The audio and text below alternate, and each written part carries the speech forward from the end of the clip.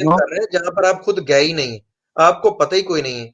पता नहीं वहां पर क्या मखलूकात हो, हम उनको देख पाते हैं, हमारे अंदर ये सकत है या नहीं अरे है। लेकिन और मार्स यार पे गए हैं, लक्ष्मण, तुम्हारा हम चांद यहाँ पे पर गए हैं, दुनिया में रहते सैटेलाइट हुए, गए, तो है ना, उधर तो देखना बनता था तो ना। मेरे भाई लक्ष्मण, हम यहाँ पर पृथ्वी पर रहते हुए इतनी मखलूकात हैं जिनको देखने की सकत नहीं रखते, हमें पता ही नहीं है, तो लेकिन वो यहाँ पर मौजूद है। तो इसी तरह जहां पर हमारी अप्रोच ही नहीं है, वहां के बारे में आप दावे कर रहे हो कि वहां पर कुछ भी नहीं है। वहां पर हो सकता है ऐसी मखलूकात हो जिनको हम और देखने से कसर है, और ना तो आप कोई किसी ग्रह पे गए हैं, ना किसी प्लेनेट के ऊपर जाके लोगों ने वहां पर नवास किया है, वहां की सैर की है, ना वहां की कोई रिसर्च की है। तो आप कैसे ये कंक्लूजन निकाल सकते हैं, जबकि आप पृथ्वी के ऊपर रहते हुए, क्या पृथ्वी के ऊपर जितनी इस वक्त मौजूद क्रिएशंस हैं आप देख सकते हैं, देखी है आपने? करें दावा, या कहें कि जिनको आपने देखा ही नहीं है वो है ही नहीं।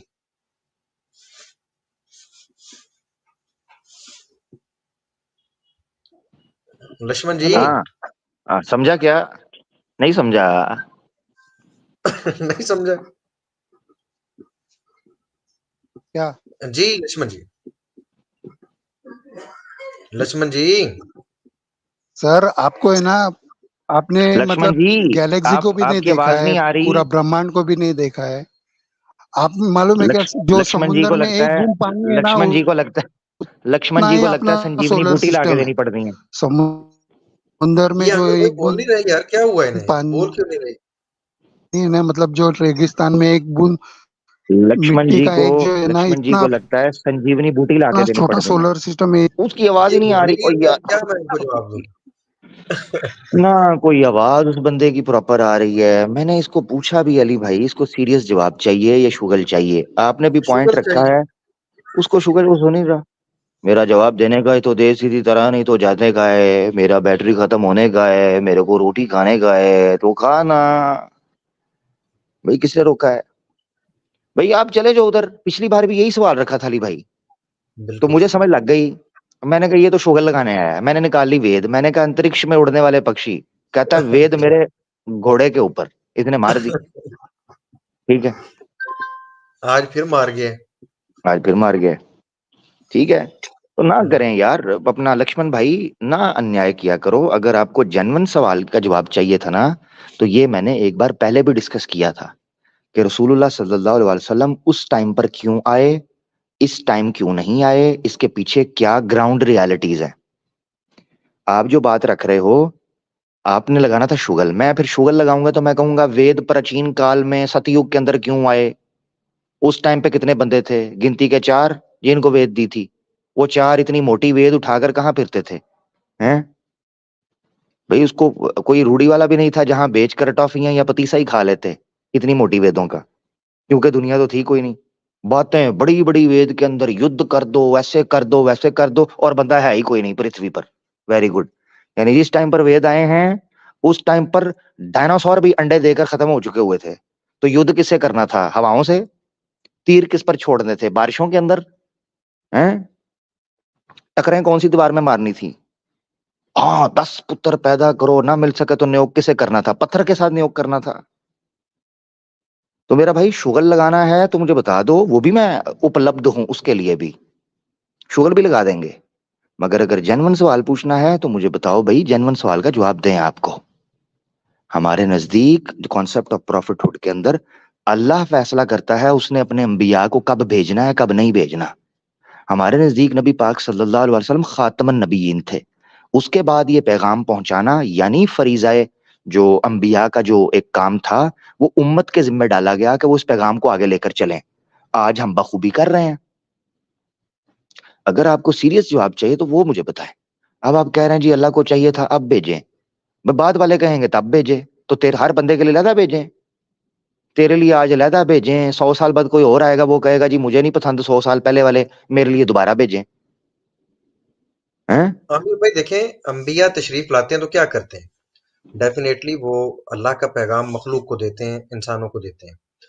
तो नबी के आने का मकसद खुदा का पैगाम देना होता है, और वो पैगाम मौजूद है। और आज भी आपके लिए चैलेंज भी मौजूद है। अभी या थोड़ी देर पहले एक चैलेंज, एक बंदे ने सॉरी हमें सॉरी चैलेंज अली भाई, किया। सॉरी सॉरी सॉरी अली भाई, अली भाई रियली सॉरी। मुफ्ती साहब जगह बनी हुई है, आ जाएं आप। मुसलमान जी जी, दोस्त भी माशा ज्वाइन ना करें। जगह बनी है, मुफ्ती साहब आ जाएं, स्टेज खाली है, आ जाएं, बिस्मिल्लाह करें। जी अली भाई, आप अपना पॉइंट रखें। अली भाई, आपने बहुत शानदार पॉइंट माशाल्लाह रखा, उसका माइक ही जवाब दे गया, धुआं निकल गया उसका। जी, माशाल्लाह मुफ्ती साहब तशरीफ ला रहे हैं, ये तो बड़ी सादत वाली बात है माशाल्लाह। अल्हम्दुलिल्लाह, अहलन अहलन अहलन। अस्सलाम वालेकुम वरहमतुल्लाह, खैरियत से हैं? वालेकुम अस्सलाम हजरत, अल्हम्दुलिल्लाह। आपका इस्तकबाल किया जाता है ऑफिशियली सर। अच्छा। अहलन अहलन। जज़ाकुमुल्लाह खैरन। गो के आपको बोलते हुए और उलझते हुए 3 घंटे 35 मिनट हो चुके हैं, लेकिन मैंने सोचा कि चलो आखिर में हाजिरी दर्ज करा दी जाए। नहीं नहीं सर, हजरत आपके आने से 3 घंटे और चल लेंगे हम, आपको तो अच्छा, पता है हमारी नहीं, इतना जुल्म ना करें अपने ऊपर। नहीं, हमें तो मनोरंजन मिलता रहे तो हम चलते रहते हैं। अच्छा जी, और खैरियत से हैं अली रजा अल्लाह का खुर्रम साहब? अल्हम्दुलिल्लाह मुफ्ती साहब, अल्हम्दुलिल्लाह। आप सुनाएं हजरत, आपने अल्हम्दुलिल्लाह। अरसा हो गया सर हमारे चैनल पे, आपने हमें जो है रौनक नहीं बख्शी हमारे चैनल को, अरसा हो गया वेट करते हुए सर। हाँ, इंशाल्लाह जल्दी इंशाल्लाह। इंशाल्लाह इंशाल्लाह रमजान से जरूर पहले इंशाल्लाह हाजिर होता हूँ। इंशाल्लाह जी, बहुत शुक्रिया। इंशाल्लाह अल्लाह ताला आसानी करे। हजरत, सबसे पहले आपको बहुत वार्म वेलकम कि अल्लाह ताला आपको खुश रखे, आपने इस गरीब खाने को जिला बख्शी, अल्लाह ताला आपको सलामत रखे और बड़ी खुशी हुई, अल्लाह आपको जज़ाए खैर दे। तो हजरत बस ये बात चल रही थी, वो अगर सीरियस क्वेश्चन वो सुनना नहीं चाह रहे थे तो वो शुगल मेले के अंदर बात चली गई। तो बहरहाल अब हम कोशिश करेंगे कोई काम की इंशाल्लाह बात आपकी मौजूदगी में जरूर होती रहे। ह्यूमैनिटी हमारे साथ हैं, ह्यूमैनिटी भाई जी आप सवाल कर सकते हैं। ह्यूमन फर्स्ट है, sorry. Can you hear me? जी जी बिल्कुल बिल्कुल, आपका वेलकम है, स्वागत है भाई। हाँ। तो मेरा एक क्वेश्चन है, ये है कि नेदरलैंड्स पीएम एक स्टेटमेंट दिया, क्योंकि ये Islam is dressed up as a religion, क्योंकि he said some example, if someone wants to leave Islam then that is like a death sentence for them. तो ये सच में सच है? जी हजरत, हजरत आपने सुना इस स्टेटमेंट के बारे जी में? हाँ, ये कह रहे हैं कि नेदरलैंड्स के पीएम ने ये बात कही है कि इस्लाम, क्या लफ्ज बोला exact? Islam is dressed up as a religion. He said some example, if someone wants to leave Islam, सही, तो उसके लिए डेथ सेंटेंस है। ठीक। तो अच्छा, एक बात बताएं कि मैं आपसे एक सवाल करता हूं, आपके हिसाब से एक आदमी है जो अपने आप को ये समझ रहा है कि यार मैं बहुत डिस्टर्ब्ड हूं, दुनिया मेरे लिए बनी नहीं है, चलो खुदकुशी कर लेते हैं, तो क्या ये ठीक है? उसकी मर्जी, उसका जिंदगी उसका मर्जी। उसकी जिंदगी उसकी मर्जी, बिल्कुल आपने ये बात सही कही है कि इसका मतलब ये है कि एक आदमी की जो मर्जी हो वो चाहे जो करे, जब तक किसी को तकलीफ ना पहुंचाए। जब तक किसी को तकलीफ नहीं पहुंचा रहा है उस वक्त तक वो जो चाहे करे। ठीक। अच्छा, 2 लोग हैं और भाई बहन हैं, एक नाइट ट्राई करना चाहते हैं एक दूसरे के साथ, औलाद नहीं चाहते, ठीक है?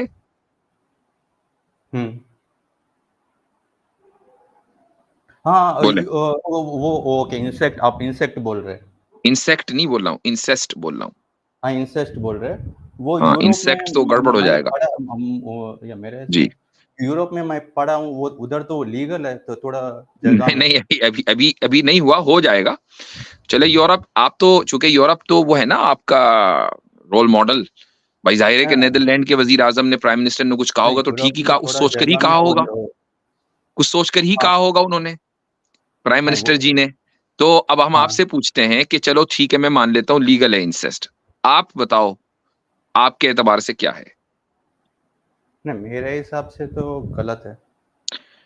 तो अब अगर नेदरलैंड में या जर्मनी में इस तरह का कानून बन जाए कि भाई बहन भाई आपस में एक रात ट्राई कर सकते हैं, नो टेंशन, किसी को कोई मसला नहीं है, शादी भी कर सकते हैं, औलाद ना चाहे कोई बात नहीं है, और आप उसको तब भी मॉरली गलत कहेंगे, तो मुझे एक बात समझ में नहीं आती कि जब इस्लाम के खिलाफ आपको कोई पॉइंट मिलता है तो वो आपको मॉरली दुरुस्त क्यों लगता है, जबकि वो पॉइंट है नहीं।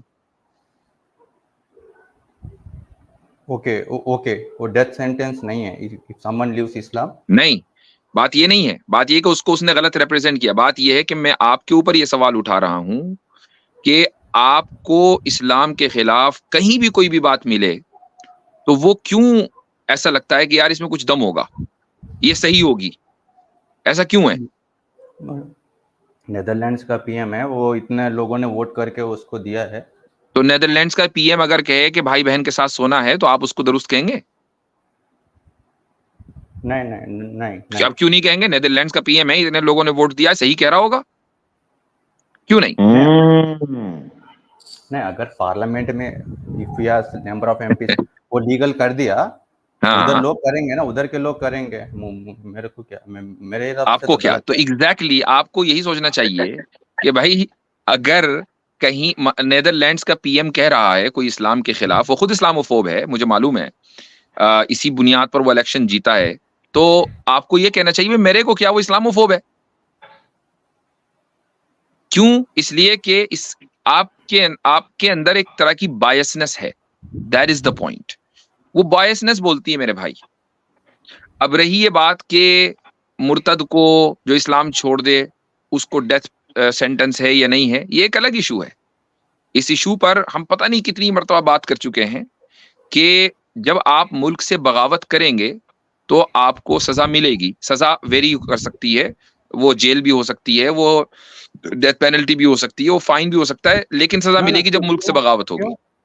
तो जब एक इस्लामिक कंट्री, होल्ड ऑन, सुन लीजिए, अब एक इस्लामिक कंट्री है और एक आदमी उस इस्लामिक कंट्री में, वो यानी अपने मुकम्मल लॉस, कॉन्स्टिट्यूशन, हर एतबार से वो इस्लामिक है।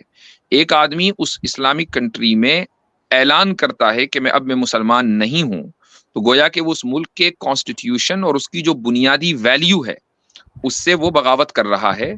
तो उसके पास यही ऑप्शन है, या तो वो कोर्ट ट्रायल फेस करे और या फिर वो मुल्क से निकल जाए। इसकी एक मिसाल देता हूं, चूंकि यूरोप आपके नजदीक सबसे बेस्ट है, जो कहा होगा सही कहा होगा भाई, यूरोप जो ठहरा। तो आप देखें फ्रांस के प्रेसिडेंट ने क्या कानून बनाया अभी, सेक्युलरिज्म हमारे मुल्क की बुनियादी वैल्यू है। तो अगर कोई आदमी सेक्युलरिज्म को रिजेक्ट करेगा तो ये पनिशेबल ऑफेंस है, या ये कि वो मुल्क छोड़ दे, उसको डिपोर्ट कर दिया जाएगा अगर मान लीजिए वो कहीं भाई बाहर से आया है। तो क्यों? इसलिए कि सेक्युलरिज्म बेसिक वैल्यू है। ऐसे इस्लामिक स्टेट की बेसिक वैल्यू इस्लाम है।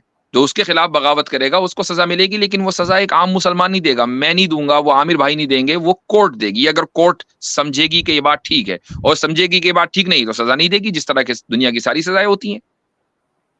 लेकिन आपको ये चीज इसलिए समझ में नहीं आएगी चूंकि नेदरलैंड के पीएम ने कहा कुछ और है, आपको वो मसाला चाहिए। प्रॉब्लम ये है ना मेरे भाई। नहीं, समझो, म्यूजिक हराम है ना इस्लाम में, तो वो म्यूजिशियन है, तो वो तो इस्लाम छोड़ना चाहता है, वो छोड़ के म्यूजिशियन बनना चाहता है, तो मुल्क भी छोड़ दे, जाए वहीं नेदरलैंड चले जाए। तो अभी पाकिस्तान में इतना म्यूजिशियन, सिंगर ये सब आ रहा है, ये सब हराम कर रहे हैं। नहीं, वो असल में मसला ये है ह्यूमन भाई कि हिंदू राष्ट्र के अंदर भी हराम है। तो हकीकत आपको बताऊं, इस सनातन धर्म के अंदर भी म्यूजिक हराम है, तो फिर उनको दुनिया में कहीं भी नहीं रह सकता म्यूजिशियन जी। मैं सनातन के धर्म के बारे में नहीं बात कर रहा हूँ। नहीं, आप नहीं बता सकते हैं, नहीं, आपको जानना पड़ेगा। क्रिश्चियंस के यहाँ भी इन्हें नेदरलैंड का पता है, सनातन धर्म का नहीं पता। हाँ, ये पहले एक बार पहले भी आए थे। सुन ह्यूमन भाई, मुझे बोलने एक ह्यूमन भाई मुझे भी बोलने, रुक जाए। आपने नेदरलैंड्स की बात की, एक बार आपने अरब की आके दुबई में ये हो गया है, सऊदीया में ये हो गया है, फलां जगह पे ये हो गया है। आप इन चीजों की मिसालें दे रहे हैं। तो अब आपने फिर डिस्कस करते करते इस्लाम को डीपली, इस्लाम में म्यूजिक हराम है ना, तो वो क्या करते फिर? तो भाई सनातन धर्म के अंदर भी हराम है, क्या करना है? कैसे चल रहा है मामला?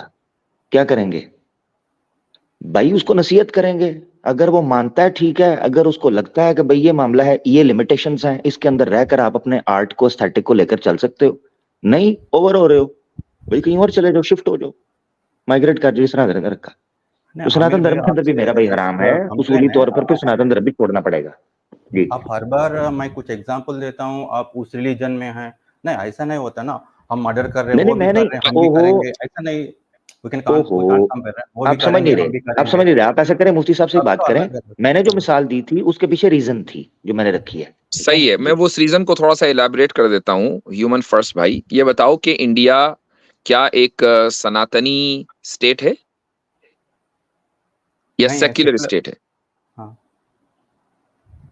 सनातनी स्टेट है, सेकुलर है। सेक्युलर है, ठीक है। अच्छा, पाकिस्तान के बारे में क्या ख्याल है आपका? क्या उसको आप एक मुस्लिम स्टेट मानेंगे कि इस्लामी स्टेट मानेंगे? वो तो मुझे बहुत नहीं पता क्या ना, तो चल रहा है इसलिए आप पाकिस्तान में पाकिस्तान की एग्जाम्पल ना दिया करें, क्योंकि आपको हाँ हकीकतन कुछ नहीं पता।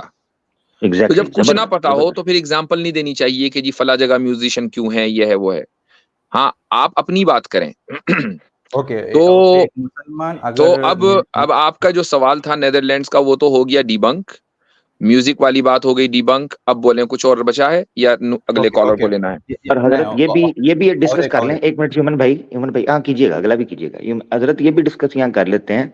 इन्होंने बड़े फख्र से कहा कि जी पाकिस्तान से म्यूजिशियन आते हैं जनाब हमारे पास, तो आपने तो निकाल दिया उसको बीजेपी के हिंदुत्व वीएचपी और आरएसएस ने प्रेशर डाल के, ठीक है, और राहत फतेह अली खान को भी निकाल दिया, अली जफर को भी निकाल दिया, आतिफ असलम को भी निकाल दिया, फवाद खान है उसको भी छुड़ा मार दिया। तो भाई आप ही कर लेते अगर वो वहां से भाग गए थे, तो आपकी गवर्नमेंट ने भी नहीं किया। तो इसीलिए ना इंडिया कोई हिंदू राष्ट्र है, ना पाकिस्तान हकीकत के अंदर इस्लामिक कंट्री कोई नहीं है, बना इसी के लिए था, चाहिए यही था, कोई नहीं हुआ। मुस्लिम पॉपुलेशन है, हुजूम है, उनको समझ ही कुछ नहीं आ रही क्या करना है, हकीकत यही है। जी हजरत आप कंटिन्यू करना चाहते हैं जरूर करें। जहां मेरे या ख्याल से तो बात हो गई इनसे। या जी पोलैंड के पीएम भी चलो क्या अब पोलैंड पोलैंड का भी आ पीएम गया। भी एक अच्छा स्टेटमेंट भाई, दिया, एक कुछ स्टेटमेंट दिया। कुछ यानी इसका मतलब दलील में कुछ मजबूती आई है कि पोलैंड भी शामिल हो गया है। हाँ अच्छा अच्छा मालूम हुआ। हजरत हजरत तो पोलैंड का जो पीएम है नीदरलैंड का है, वो भाई इंडिया का पीएम कह रहा है अल हिकमतु फरासतुल मोमिन है, वो तो अरबी पढ़ रहा है। नहीं, मेरा क्वेश्चन सुनो भाई फर्स्ट पहले। जी हाँ जी जी। या पोलैंड का पीएम ये कहता है हमारा इधर जीरो इलीगल इमिग्रेंट, इसलिए जो भी मोमिन इमिग्रेंट, इसलिए हम्म। Zero terrorist attacks. अच्छा, तो दैट इज वाई वो इसलिए यूक्रेन से लिए, मगर तो वो फ्यूचर में भी बोल दिया कि no no illegal immigrants from या मोमिन कंट्री, समथिंग लाइक दैट, ऐसा स्टेटमेंट है या। अच्छा। व्हाट्सएप से अगर आपको ये कहा जाए कि कभी व्हाट्सएप के बाहर भी दूसरी दुनिया है, तो आपको बुरा तो नहीं लगेगा मेरे भाई? क्योंकि व्हाट्सएप से आपकी जो बुनियाद है ना, वो व्हाट्सएप से आगे नहीं है, यही आपका जहां है। ये सवाल कि जी टेररिस्ट फला इसने ये कह दिया वो कह दिया, अगर मैं आपको वीडियो थोड़ा है सा डेटा बता दूं जो मुख्तसर में कई मरतबा रख भी चुके हैं, वो ये कि कभी जो है अमेरिका की ऑफिशियल स्टेट डिपार्टमेंट की वेबसाइट पे जाइएगा, एफबीआई और सीआईए की रिपोर्ट्स हैं कि खुद 1980 से लेकर आज तक जितने भी टेररिस्ट अटैक्स हुए हैं, उसमें ज्यादातर मोर देन 60 to 70% है, शायद वो रेशियो एग्जैक्ट अभी याद नहीं आ रहा, कई कई दिन हो गए उस डेटा को पढ़े हुए, तो वो नॉन मुस्लिम टेररिस्ट का है, और उसमें मेनली क्रिश्चियंस हैं।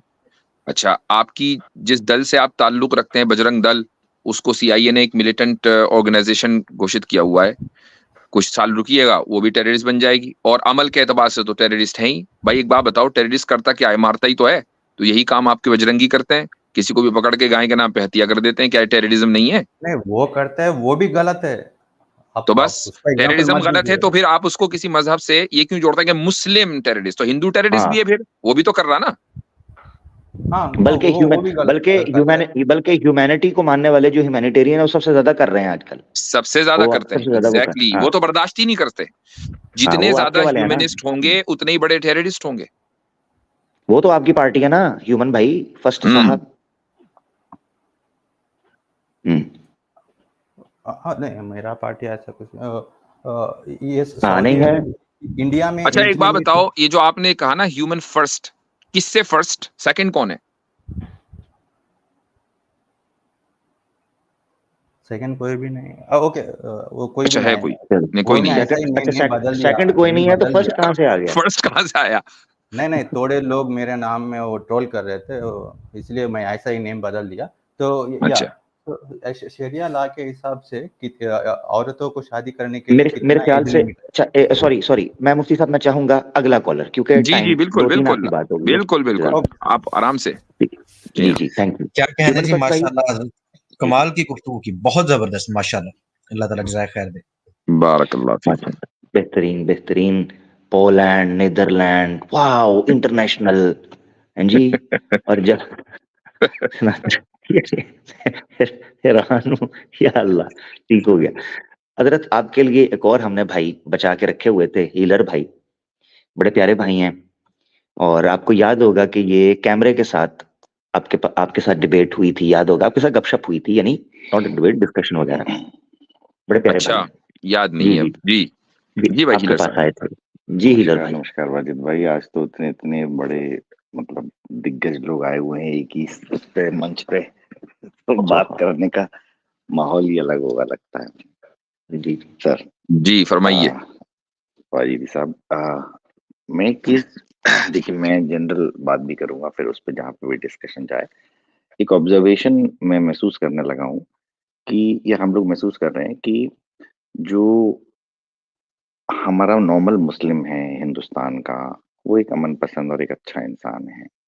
बट जैसे-जैसे मैं देखता हूँ कि आदमी इस्लाम के अंदर घुसता है और उसकी चीज़ों को बहुत स्ट्रॉन्गली फ़ॉलो करने लग जाता है, तो ऑब्ज़र्वेशन ये आती है कि वो फ़ितना और थोड़ा-थोड़ा एक मेंटल स्टबर्ननेस पे घुस जाता है, जिसकी वज़ह से वो कोएग्जिस्टेंस से काफ़ी दूर जाने लगता है। वो हर चीज़ को उसी नज़र से देखता है, तो उसकी वज़ह से जो एक रेज़िस्टेंस और एक एग्रेशन आ जाता है, उसी की वजह से लगता है, हमें लगता है कोएग्जिस्टेंस और एक हेट्रेड टुवर्ड्स मुस्लिम काफ़ी बढ़ रही है। जी जी जी जी। और अपना प्रयास आपका जो हमेशा ये रहता है कि ऑब्जर्वेशन है ना, हमारा जी, भी एग्जैक्ट यही ऑब्जर्वेशन हिंदू भाइयों के ताल्लुक से रहा है। अब आप देखें कि राम मंदिर के ताल्लुक से जो तहरीक चली थी अडवाणी की सरपरस्ती में, उससे पहले जी, जी, जो हमारे हिंदू भाई थे, बहुत ज्यादा अमन पसंद, देखभाल करने वाले, ख्याल करने वाले, पड़ोसियों का, सबका, सड़क पर मारते नहीं थे, नारे नहीं लगाते थे फालतू के, और ये सारी चीजें थी। मतलब एक मुल्क जो है वो अमन का गहवारा था। लेकिन एक यात्रा हुई थी, आपको याद होगा, वो यात्रा जो है कई जगह पर एफआईआर भी कटी थी अडवाणी के खिलाफ, और फिर वो इस पर पहुंची के एक मस्जिद को कि जिसके नीचे कभी मंदिर नहीं था उसको शहीद कर दिया गया। तो अब देखें कितना ज्यादा, चूंकि जैसे जैसे मजहब उनकी जिंदगी में आया वो मजहब, तो अब उसने क्या किया, उसने ये किया कि लोगों को शिद्दत पसंद बना दिया। तो जिस ऑब्जर्वेशन का आप रेफरेंस दे रहे हैं ना, वही ऑब्जर्वेशन हमारा है। लेकिन उस ऑब्जर्वेशन की बुनियाद पर जिसका रेफरेंस आपने दिया है, आप ये नहीं बता सकते कि मुसलमानों ने कोई जत्था बनाकर जब से मुल्क आजाद हुआ है किसी भव्य मंदिर को तोड़ा हो पूरी तहरीक चलाकर। ऐसा नहीं है। हाँ, किसी ने अपना ठीक है गुंडागर्दी में आकर कर दिया, उसको हम भी गुंडा ही कहेंगे, लेकिन जिसको तहरीक बनाकर फिर उसके बाद हमने या मुस्लिम कम्युनिटी ने किसी मुसलमान को कि जिसने किसी मंदिर को तोड़ा हो, आजादी के बाद की बात हो रही है, चूंकि न्यू इंडिया तो आजादी के बाद का है ना, तो उसको हीरो का दर्जा नहीं दिया, और नहीं किसी रेपिस्ट को माला पहनाई। तो अब ये जो रवैयों में डिफरेंस है, आप एक तरफ आपका ऑब्जर्वेशन है, एक तरफ मेरा ऑब्जर्वेशन है। मेरे पास एग्जांपल्स हैं और भरमार एग्जांपल्स की, आपके पास कोई एग्जांपल नहीं है, और अगर ऐसा होगी तो बिल्कुल वो नहीं है, ऐसा इंडिविजुअल्स की होगी, बताएँगे। वो कम्युनिटी की नहीं होगी। जी सर, देखिए सर, क्या होता है, हिस्ट्री ऐसा नहीं होता कि पोस्ट इंडिपेंडेंस, प्री इंडिपेंडेंस होती है। अगर आप इन जनरल वर्ल्ड वाइड देखेंगे, चाहे वो तुर्की की चर्च हो, चाहे वो अफ़गानिस्तान के बुद्धिस्ट स्टैच्यूज़ हों, वो मैंने चाहे इसलिए हिंदू कहा के जो मेरे भाई हीलर साहब, 3000 क्योंकि टेम्पल्स आपने हों। ये कहा जी, कि आपने इंडिया की मिसाल दी, अब आप तुर्की न जाएं, फिर तो नहीं सर, मसला मैं हो इंडिया जाएगा। की आपने कहा मिसाल पे आ रहा हूँ, मैं हिंदुस्तान इंडिया के मुसलमान बिल्कुल, ओवरऑल अमन पसंद होते हैं, लेकिन देखने में ये आ रहा है कि जैसे जैसे वो मजहब में कट्टर होते हैं तो वो अमन निकल जाता है। तो यानी पहले से जो बिल्कुल। पोस्ट इंडिपेंडेंस जो मुस्लिम्स थे वो ओवरऑल अमन पसंद आपको लग रहे थे, लेकिन आज हाल फिलहाल में कुछ ऐसी घटना घटी कि मजहब उनकी जिंदगी में आ गया, वो कट्टर हुए। तो जो आपने बात कही है, मैं उसी कॉन्टेक्स्ट में और उसी टाइम पीरियड में करूंगा ना। आप, मैंने इंडिया की बात की, आप तुर्की जाने लगे। मैं बिल्कुल उसी तरह से बात कर रहा हूँ सर, मैं वहीं से आ रहा हूँ कि देखिए जी पहले तो ये टेम्पल्स का टूटना, ये तो देखिए आपके उसमें रहता ही है कि किसी दूसरे की मंदिर हो वो तो उसको तोड़ दिया जाए, तो जनरल ट्रेडिशन रहा है और उसके नहीं, तहत किसने कह 3-4 दिया हजार आपसे? मंदिर।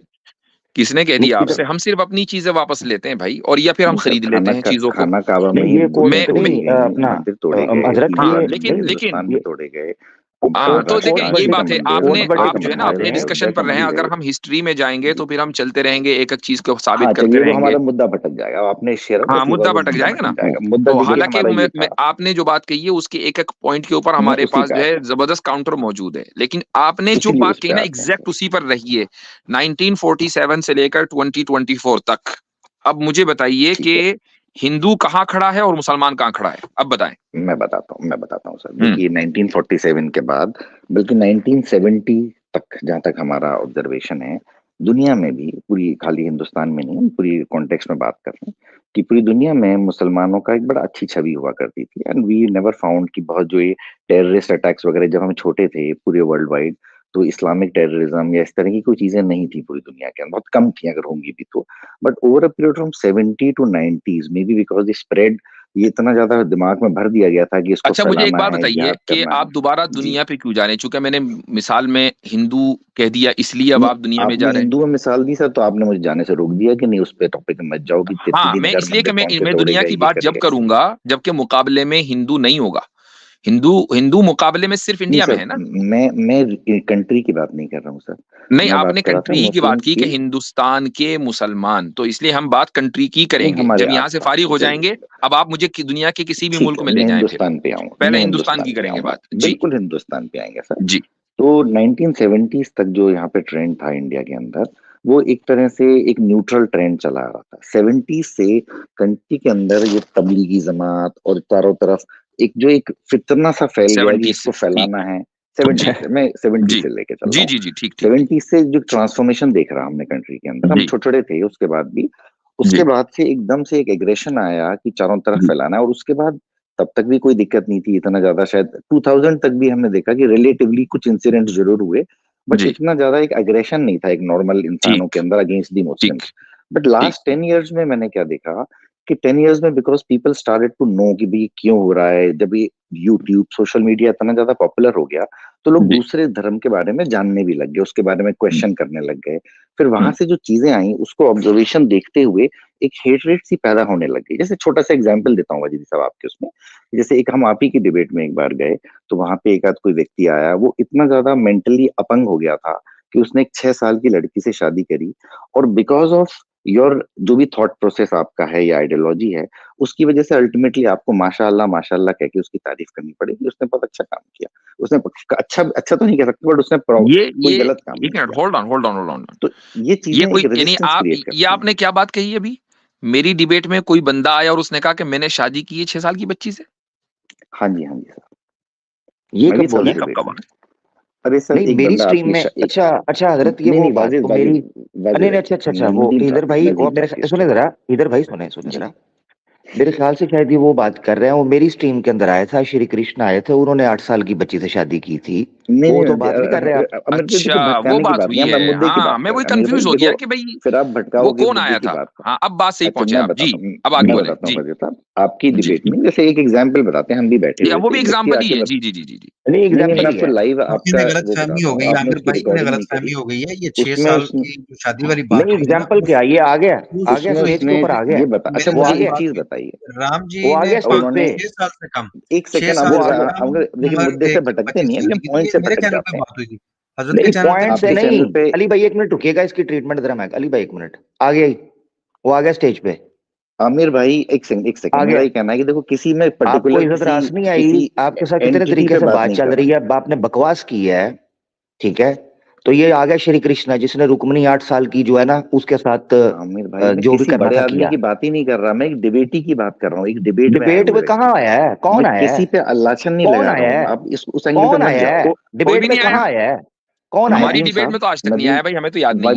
वाजिदी साहब, एक बंदा आया था आपके में, जिसने बताया कि कौन है? मैंने वीडियो 6 पेश साल, करें उसकी, वीडियो पेश और करें। उसने इद्दत 3 महीने की इद्दत दी थी, शादी भी करी थी उसने, उसके बेटा कौन उसने है? अपनी लड़की के पिता से इजाजत भी ली, तो अल्टीमेटली आपने पहले तो कौन टोका है? उसको कि भाई सेक्स तो कौन नहीं है? किया, बट फिर उसने कहा कि जी मैंने, उसको कोई प्रॉब्लम नहीं है, उसका शरीर इस ओ लायक भाई था, कौन तो फिर है? आपने कहा माशाल्लाह।